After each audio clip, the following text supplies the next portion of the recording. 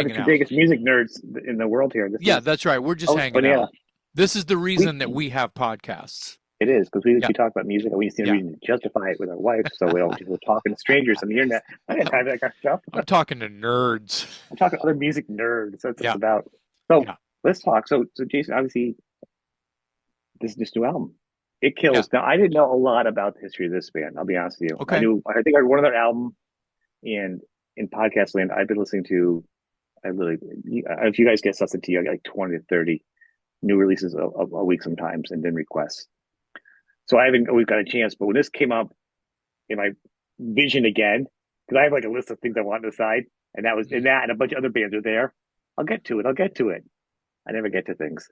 Right. Thank I'm you. So guilty this of the thing comes same. up, but I have a list. I've got music books I want to read. I just put aside because I Same. will get to it because I love music, and if it wasn't for this album, I would have gotten back to it in like 3 years or something. Oh my god, Jason, these albums kick ass, man. But it Thank would have you. been like later on. So, but it would not have been now.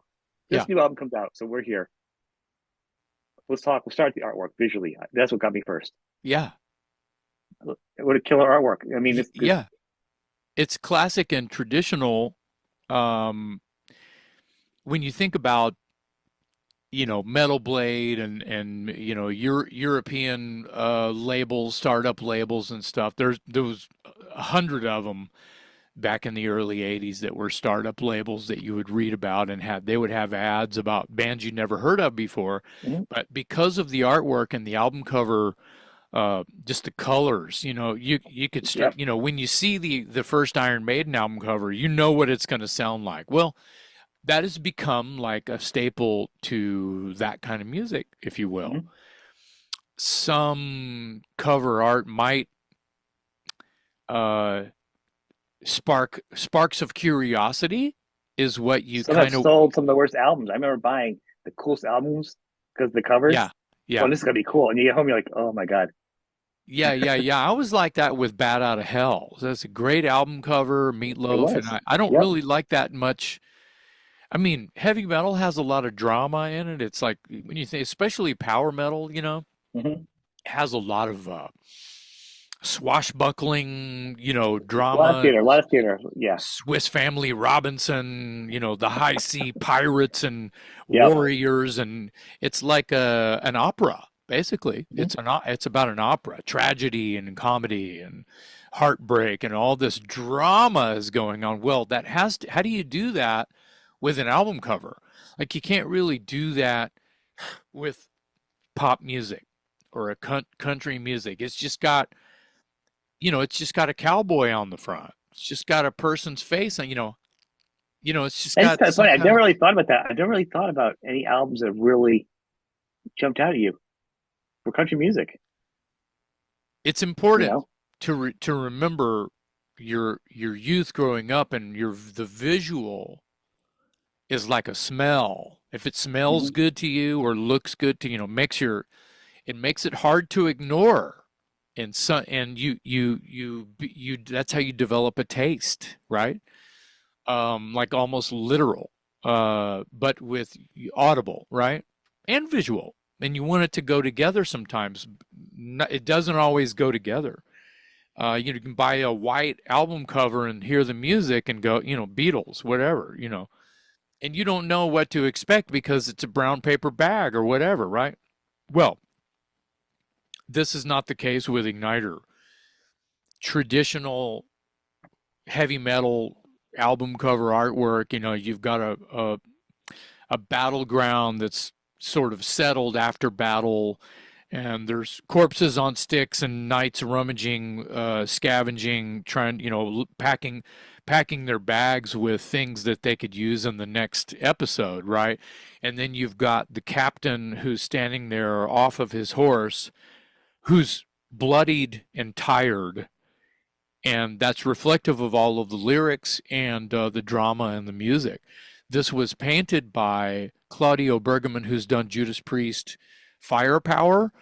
He's Hmm. a AC/DC, fantasy. right? Huh, what? No, he's never He, done. Hasn't done no, AC/DC. I No. thought okay, on his website. I thought it was AC/DC. Maybe he did images of his own. I thought I saw AC/DC in there. Okay, Maybe he's done some things for Kiss, and I think they've been third party okay, things. Maybe that's what it is. But he's very good at fantasy and sci-fi. If you go to his website, claudiobergamin.com.net, whatever, The Art of Claudio Bergamin, just type that in and you'll find it. He's got prints for sale, of course. His Bigfoot series, Sasquatch, all that, his Alien and UFO series that he does, it's unbelievable. Yeah. Unfucking believable. And he was perfect for this. He's done quite a few. I have a couple of records out by a project called Cassius King. He did both of those covers. He's multi-medium, but I love his illustrations. Sometimes he'll use photographs that he takes, and he'll have a model, and he'll place the model into the photograph, and these are real photographs. And then sometimes he'll illustrate on top of said, after he gets the ingredients. It's fantastic. The mind of Claudio Bergamin is, he and I worked over the phone because he's in California. We were on the phone and text and emails back and forth for a week trying to get this character correct. It was very specific in my mind, even though partials were made up on the spot as I'm sort of creating this, trying to verbalize into the phone or an email about what's going on here with this character who's angry and beat up and scarred and a child of incest, and the general could be his dad or his grandfather, and there's all of these things that are in my lyrics on this record, which is called Horns and Hammers. And Horns and Hammers, the title track, is more about a tribe, a group who's avenging their fathers and their birthrights and their land and their, because nomadic tribes are trying to conquer, like a, Genghis Khan kind of shit, right? And that's what that is about. But within that story, and the record is not necessarily a concept record either, but it feels like one because I'm finding this character popping his head, hey, it's me again, in a totally different song besides the title track, which is not about one warrior, a captain, or a soldier, right? Yeah. It's about a group. And then the song Dark Horse, the song Imperial Bloodlines, those sort of bleed into each other lyrically a little bit because I'm talking about this general who's a hard ass, and I'm talking about this character who hates the general because the general's making him do all this heinous bullshit. Shit that's unnecessary, right? He's making him do all this extra work because they have this sordid relationship somehow. Dark Horse is about that, and there may be some sinister, even witchcraft or some kind. There's just evil lurking within the whole relationship with this soldier, his general, and his army, because he's sort of a loner, a dark horse. He's becoming this other thing because of the elements that he's had to grow up with. I mentioned incest. There's a song called Imperial Bloodlines. Almost self-explanatory. I've confessed that I was probably watching too much Game of Thrones. Where there is, I was watching that last night. I was like, wait a minute, they're brother and sister. Like, I forgot that when I was watching it with my wife. I go, wait, that's right, that uncle and niece. Like, nah, they're closer than that. Yeah. So whoever the guy is and whatever he's had to deal with is not. It's almost not of this earth. He's been created by so much drama and with the idea that the rulers, the dictators, the king, the empire has been built upon incest and keeping the name. The name is, they have to be a Montague. They have to be, whatever the name of the. It does feel very Genghis Khan. Like, I mean, historically, I've read a lot I've read books on him. So I mean, it does feel like it's that. Yes, there's a whole lot of Genghis Khan. A whole lot of Genghis Khan, and then a lot of these lyrics, at least 3 or 4 of the songs that the lyrically on Horns and Hammers, there's a lot of Genghis Khan without me taking historically actual parts of Genghis Khan's legacy. The Imperial Bloodlines is exactly about what you think it is. He's trying to keep. It almost sounds like a building, creating a master race without it Hmm. being what Hitler and Mengele and all those assholes were doing. And it's just based on shitty family planning than anything else. And that's ultimately what is conveyed in the lyric. They're not doing experiments. They're just angry and vengeful, and they don't want anyone to take over their kingdoms. They want this bloodline to stay pure. And it was kind of like, back in the Dark Ages, if someone was born different, they just burned them, or they threw them off the cliff, or they just put them in prison. We can put him in the cotton field. We can make Right. him build. He can be a blacksmith, or though what can we do it like it was cattle? And if they were deformed or whatever, born different, or even a free thinker, God forbid, burn them at the Webbed stake. feet. If you're a Kennedy with webbed feet, you can't hide in the closet anymore. That's right. Burn them at the stake. You know what I mean? And that's the terrible. Our humanity is second to our savagery, and this is very clear throughout my lyrics. There's not really a subtle or comfortable moment in my lyrics on this record whatsoever. And I don't know what dark place I went to. I felt a little bit rushed in the writing of these lyrics as well. Really? I must admit, yeah. And it might be, as far as this dark themed crap, I feel like it might be some of my best. Okay. Some of the music may or may not have influenced me to go, oh yeah, that's good, and just start writing. It had to I had to force it a little bit on a Hmm. couple of tunes, but not all of it. I mean, there's like four or five tunes that almost wrote themselves. Like I was working Okay. hard, but I was juicy. It was really Now, juicy. And those are the songs that are probably at the top of the record. Before I let you get a breath in here, oh, yeah, all right. uh, the a song that fits in the sequence later in the record, um, "Ferocious the Martyrs." That was the last song that I wrote on the record, and it's one of the best, and probably not no regrets or anything, but probably could have fit very well closer to the top of the record sequence.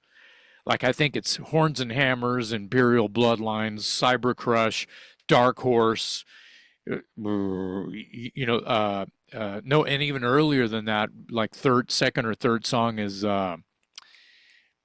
Shattered Crosses, which is my favorite song.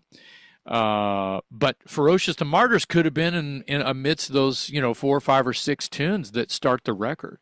And it was the very last song that I wrote in a rush because, hey, man, we need one more song because the label doesn't want the cover song. I can talk about the cover song now if you like, or you can ask a question. I will in a second.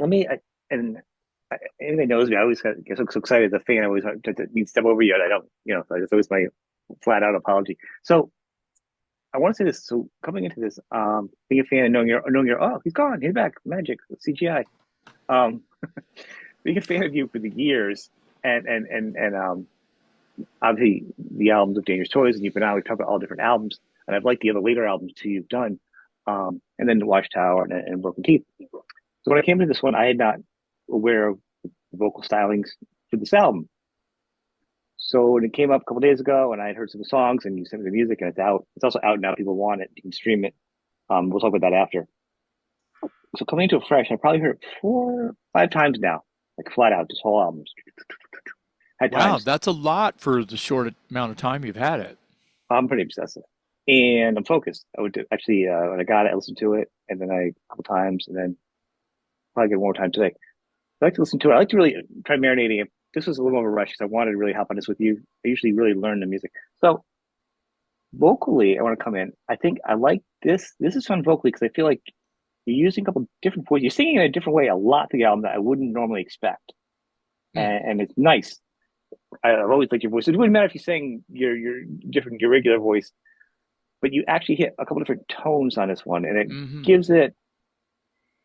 And maybe it affects the characters. I haven't listened to it like a long time to like let it marinate. My thing is, if Hmm. I get an album right, I'll listen to it like when I'm doing yard work, when I'm going to work. I listen to different things and different headphones and different things, right, and kind of really absorb it. Haven't done that. But to me, it feels like your vocals, and I almost think they're coming in different spots too.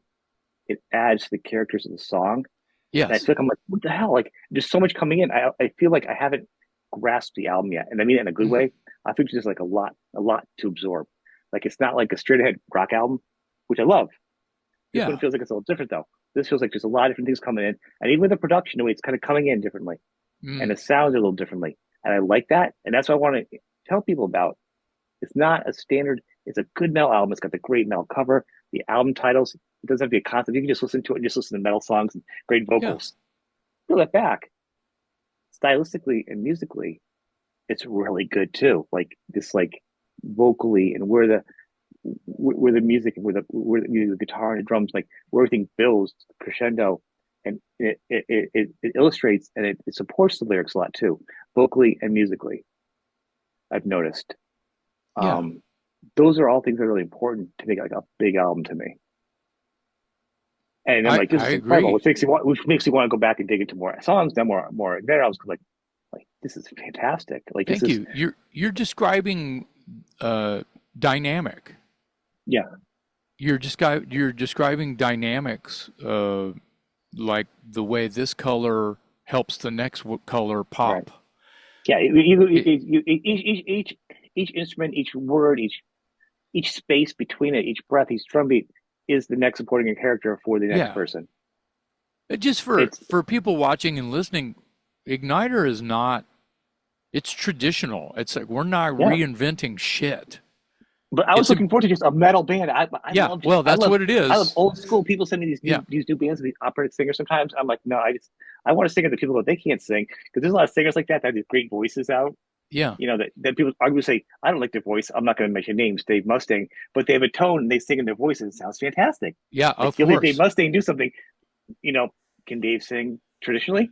No, No, but but I does he do? love what he's. But does he do mega fantastic? Hell yeah! It's a character voice that he has come up with on his own, and Right? him and I think that producers that he's worked with Yeah, have honed in smart, on his perfect. abilities to create this character that is Dave Mustaine's voice that Right. works with his guitar work, And and I I think appreciate old yeah, school thrashers that do that. So to me, yeah, I'm open to like old school things that just have a tone. They can be like a one voice person. I yeah, can love it. Like what the hell? So to me, I know it's gonna be you singing. I think it's gonna be no brainer. I'm just gonna dig it. It's gonna be a fun interview, which it is.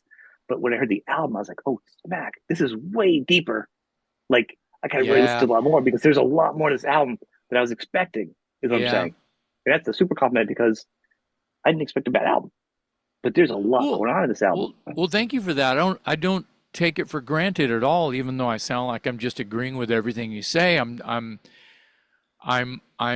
Well, you should like what you do. You should be proud of what you do. yeah, It's not ego. it was fun, but I want to reiterate again that I appreciate all the love that you and what the people who have rejoiced the record so quickly, um, and are champion will continue to champion it over the next few months or whatever. Because it's brand fucking new. I mean, Yeah. it's a new baby to us, and we're just like, what? Wow, that was quick. Um, You birthed the but monster. This is you got to work. You got to keep yeah, this needs legs. You need to spread out some videos, even the lyric videos. You need to yeah, do stuff with this over the we're year. You work can't let the thing just die in we're, this world. we're working on that. All the promotional machine is we have to pay for it out of pocket. I know. I'm just thinking the lyric videos. So I do lyric videos sometimes for you guys for free for other bands, yeah, just to help keep it out there. I do because yeah, it's not the no, I'm money. It's like talking about the album cover and oh yeah, recording and PR and videos hmm you can make a cheap video now and have it look pretty good. I get, but you hmm still have to spend money that you may not have in order to make said product, i.e., video, blah blah blah. Um, the I wanted to reiterate that some of this I felt rushed when I was writing. I tried not to be because sometimes I can be a little bit bratty or demanding by way of they'll send me, the band will get together and put together rough demos, and then they'll send me a scratch version of it with a drum machine or a click track or something like that. It won't have bass, it won't have a guitar solo, it won't, the song itself, it'd be almost, fleshed out, almost. I think it was maybe only one song that I had to do a re-edit of, like, the arrangement. I had to arrange the song because it went like, just, this is basic song map, like intro, verse, pre-chorus, chorus, re-intro, second verse, pre-chorus, chorus, guitar solo, outro, right? Right. Well, that was, I don't even remember what song it was, but I had to cut and paste because it went like intro, verse, pre-chorus, chorus, guitar solo, chorus, pre-chorus, and it just stopped. Like it was missing some flow, right? Yeah. And I'm just off the top of my head. It's not exactly how that said song was Right. presented to me initially. But so I had to put, a couple of places, it might have been Shattered Crosses. It's some kind of memory is faintly forming. Anyway, it needed to be formula. You know what I mean? Because of the kind of heavy metal that Igniter actually is, it needed to be a little bit more formula because it was just, oh, here's a part, here's a part, here's a part, here's a part. And unbelievably, if it were Shattered Crosses that I had to do a cut and paste as far as the arrangement, it became my favorite song because the song was forming before my very eyes, like alchemy or, gases mixing. I just go, oh, I know what needs to happen next. It was like it happened in a day.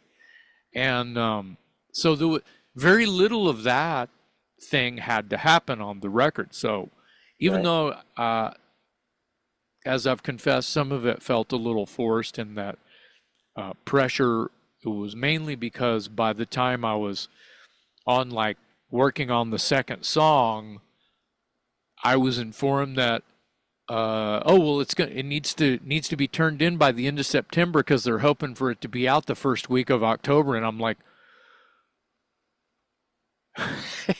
that's next month. It's September 3rd right now, and you want this to be turned in a month? And I was like, almost maybe a 6-week turn that I had to take.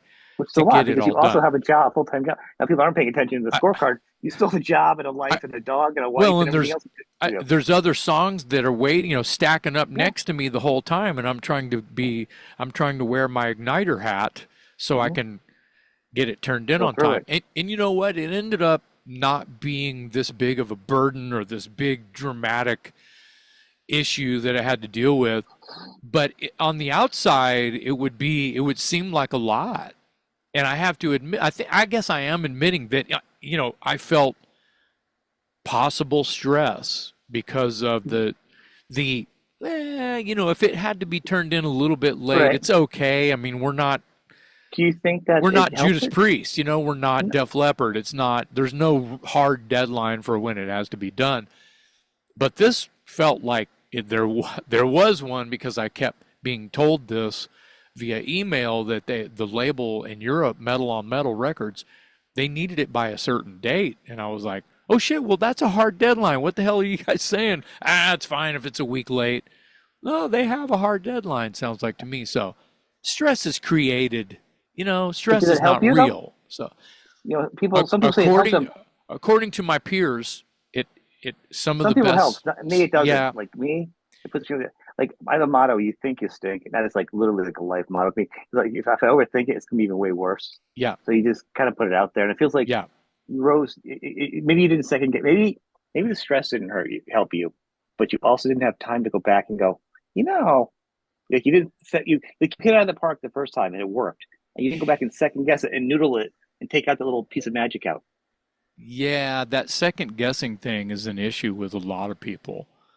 It's ruined a lot of albums. Be careful. Be careful what you take out and put back in because you all of a sudden think that might be better. what your initial, be careful what you put out there and not think about it at all, because it could be a hit. It could be your Yeah. greatest moment, and it might be something you didn't even really think about or care about. Yep. So you better like it. You know what I mean? In this term, Oh in these yeah. terms, in this picture, I like it. I'm proud of it, and I'm glad that the record's out, and I'm almost glad that pressure was put on not just me but others in my camp, in the Igniter camp, to deliver. I didn't want to do Ferocious the Martyrs. It didn't have a title, but I was sent this track. I was sent the track, and it sat in my inbox for weeks. And I started getting threats from my bandmates. Hey, did you open that song yet? Hey, did you start lyrics on the last song? Hey, did you know? I'm like, ah, damn. And I finally opened it, finished the song that day, and turned it in. They were like, damn, you didn't even, yesterday you hadn't even heard it. And today, it's the next day, it's fucking done. And, that's how that kind of shit works You sometimes. think it's different though because like first off, I want to say the band fantastic. The band sounds fantastic. I don't know their names. I don't know like well because I know obviously know It's you okay. from other stuff. But to the fact the band just sounds fantastic. So kudos to the band. The band is on one side, so you got really like two parts.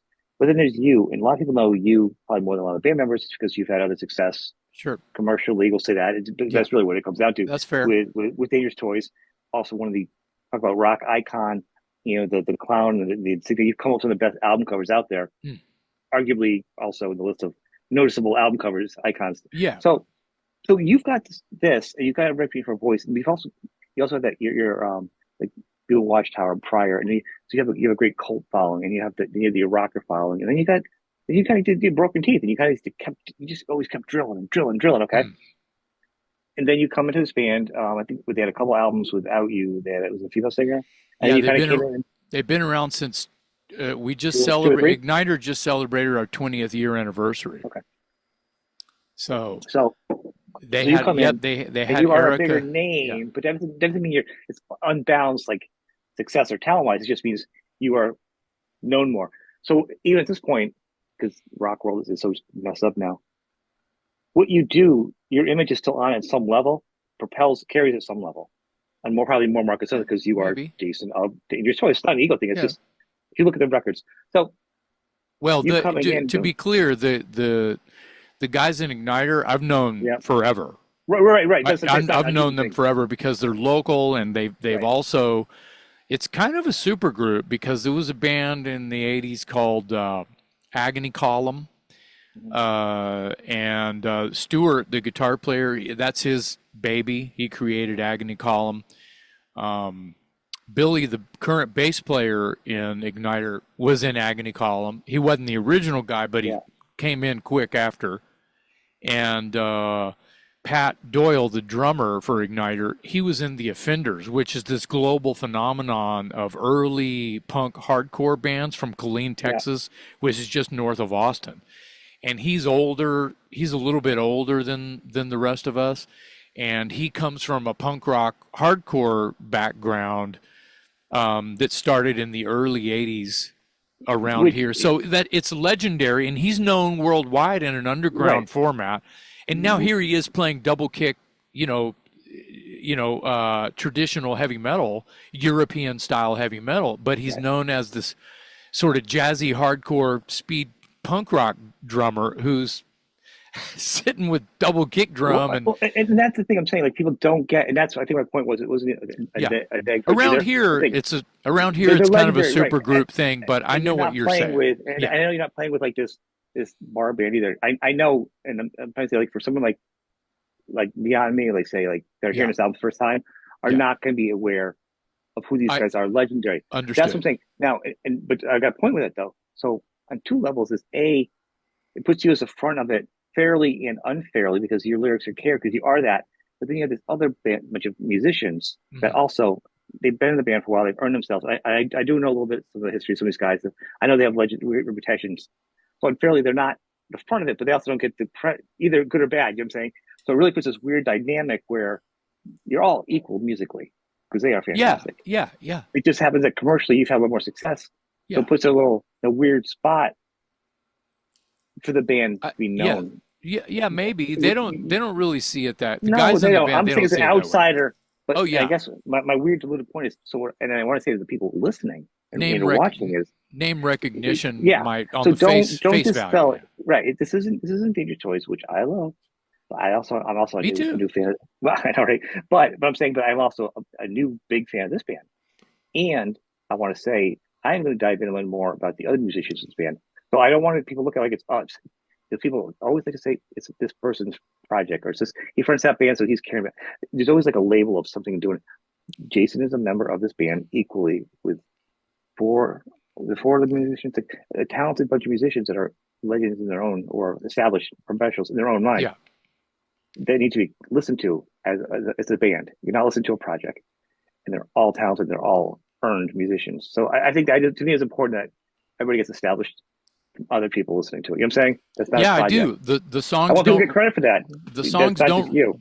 Yeah, I appreciate that on their That's behalf. long-winded. I'm sorry, but I just Yeah, I couldn't think of a way to put it that no, that's great. That's great. Here's an important thing that sort of piggybacks what you're saying is the songs don't write themselves or play themselves or sing themselves.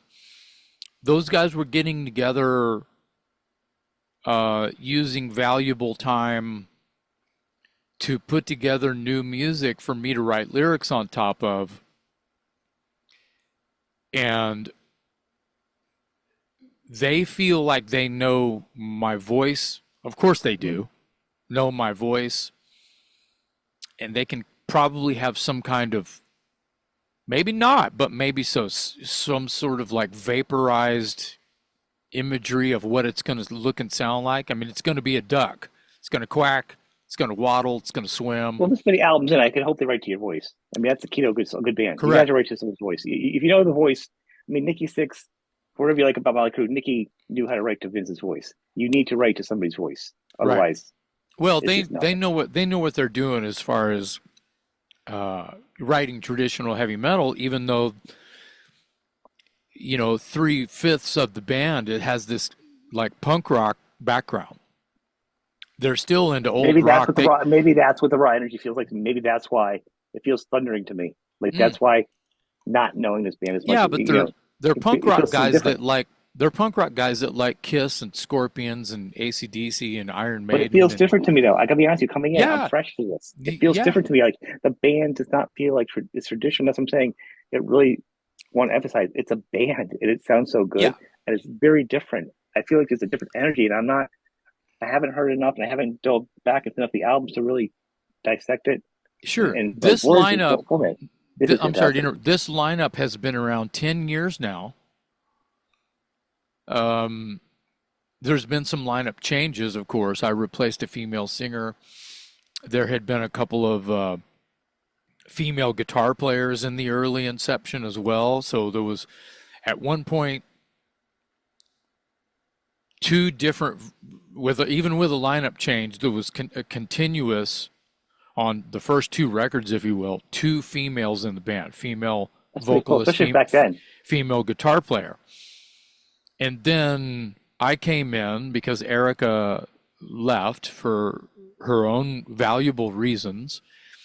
And then it was down to Beverly Barrington on guitar. Still a 5-piece, still Stewart, Beverly, right? And then we made a few records and we lost the bass player, Brendan Bigelow. That's his real name. Brendan Bigelow, who's an amazing 5-string, plays with Yeah. fingers, but also punk background, death metal background too, which is wild. He had some other things and had there was some things changing, and he had to. And Billy, who had played an Agony column with Stewart, he's just standing there. So conveniently, I was standing there, and I go, "Hey, I'll do it," because they're friends of mine. Billy Chainsaw Dansfield, the same idea. He's standing there. Oh, Yeah. I'll just do it. Beverly left at some point, and we got Robert Williams, who's a little bit of a younger cat on guitar, who has brought a lot of fire and energy into Igniter because of his youth Yep. and his love and passion for traditional heavy metal and thrash and hardcore. He was already an Igniter fan. There was no audition. It was just like, Robert, we need you. Let's pull him in there, right? And his bands and his projects had already been recording at Stewart's Studios. Okay. So you right? knew already, yeah. Yeah, it was just like, he just sort of like came in and never left, right? So 10 years later, here we are, and we've made, I think 4 studio records with this lineup. So fantastic. So I took 15 minutes to do what you did in 1 minute of saying how you guys are just a real good band. You're all band together. And that's what it really comes down to. This camera moving around, it feels like, oh my God. It's like a drunken cameraman. It's okay. It doesn't it's not bothering me. I'm sorry if it's bugging you. No, it's not so much Robert brought a lot of songs into this and developed them with the rhythm section, Billy and Pat. And Stuart wrote the lyrics for Cyber Crush. And I wrote all the rest of the lyrics. Some of the songs were Robert's babies that he had maybe even introduced to other projects that didn't work out. It was Robert's idea to record the Saxon song Machine Gun. Yep. And I brought in Mark Lopes from Metal Church as a guest vocalist, so we do a duet on Machine Gun. Nice. And ironically, Mark also sings for Ross the Boss, and Robert is friends with Ross. So I got Mark and he got Ross. Inadvertently, we have 2 members of Ross the Boss on guesting on that song. Ferocious to Martyrs has a Hammond B3 organ part, which plays a big part in the drama of the song, I feel. Mm-hmm. And maybe had a lot or something to do with the inspiration for the lyrics somehow, some way, I don't know. It's hard to explain. But it gives it that Deep Purple thing because, Deep Purple didn't have a rhythm guitar player. They had John Lord, Oh, yeah.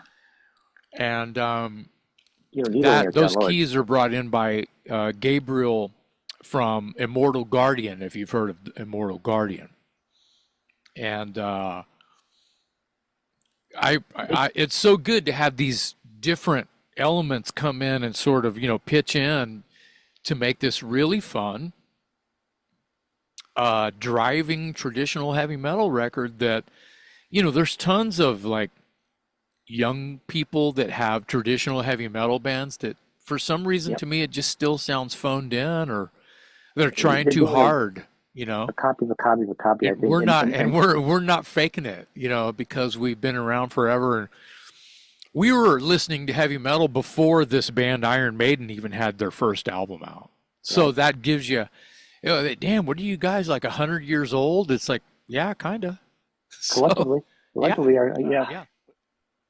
The title of the album. You said you had a song title for it? It was the same title? Yeah, when it came time to name the album, I have all these songs written. Right. Some of them are bubbling to the top as far as what would be a catchy album title, a banner on the top of a record next to your logo. You know what I mean? Yeah. Kiss, Alive. Kiss, Dressed to Kill. Igniter, Horns and Hammers. Well, it could have said Igniter, Imperial Bloodlines. Igniter, Dark Horse. You know what I mean? It could have been any of those. And what we ended up with was Horns and Hammers just because the other guys in the band felt strong about it. We had to go, it took a few days, if not a week, for us to decide finite as to what the title was going to be. And it's a good problem to have if you're going to use song titles and you've got 3 or 4 song titles that would work as a catchy title. Horns and Hammers, I did Google it, and I think somewhere in the Midwest there's like a brew pub that has axe throwing and shit as entertainment, and of course they probably have billiards and all that other stuff, but knife But drinking throwing and throwing and weapons is the best. axe throwing and stuff. And the name of the pub is called Horns and Hammers. And their logo is like a goat or a devil, and it's pretty cool. And I was arguing the fact I was going, well, there's already logos out there. I don't know if they have it trademarked. I mean, we're called Igniter. We're not called Horns and Hammers. This is just a song title. There's no argument. But the point was, it had been used. It was such a good rattle of the tongue, Horns and Hammers, that it was easy to go, that's a good title, but surely someone's used that. And I was right, but it didn't, they didn't waver from their decision, and I backed them up. And no one's put that together. No one's Googled. If you type in Igniter Horns and Hammers, that pub in the Midwest or wherever the hell it is not even going to show up until way down the Google list. So, right. That's pretty crazy. So, as anybody knows on the show, I don't put anything else in the below part except for the band. I'll put the links. You have a cool website I want to push. That'll be there. With great. Facebook, Instagram also underneath there. Yeah. Check out. You got a shirt on there. What you got on your shirt there? This is a local thrash band from Austin, Texas called Militia. Very cool. Yeah, Militia. I like that. I was MIL. Yeah. And there's an I in the middle. MILITIA. You see it now? Yep. And so at the top of the M here, it's over here. There's a like a scythe. Yeah. You know, like a Grim Reaper scythe, and there's one on the A on the other side as well. Very cool. You're the king of the coolest shirts out there. Well, I try, and I'm a fan of these guys are old friends of mine, and there's a resurgence going on, so I wear this shirt more often than not. Well, I'll just plug them too while they're out there. Yeah. We've done a lot of good things the past few days. People check out the site, check out the band. Are you guys going to do any kind of gigging? We have some shows locally that we're doing. You know, we would love to be invited to play some of the German festivals. It may or may not be financially feasible, but being invited off the piggyback of the good reviews and stylistic fit for those European heavy metal festivals, it would be nice to be invited. Yep. To go do those. We don't tour because it's just unaffordable. Right. We have other stuff we have to pay for, like mortgages and food. It's really changed the world. You see the topic I talk about a lot, how much expensive it is for coming to the States or going to the States, either or. Yeah. You know, it's really changed things a lot, the dynamic. Yep. But if they follow you on socials and on the website. That's right. Igniter IgniterBand.com. Yeah, the link's right below. Yeah. The link will be right below. Great. Fantastic. As always, man, I want to thank you for being on the show. And really, thanks, Sean. Thank you. Okay. Yeah.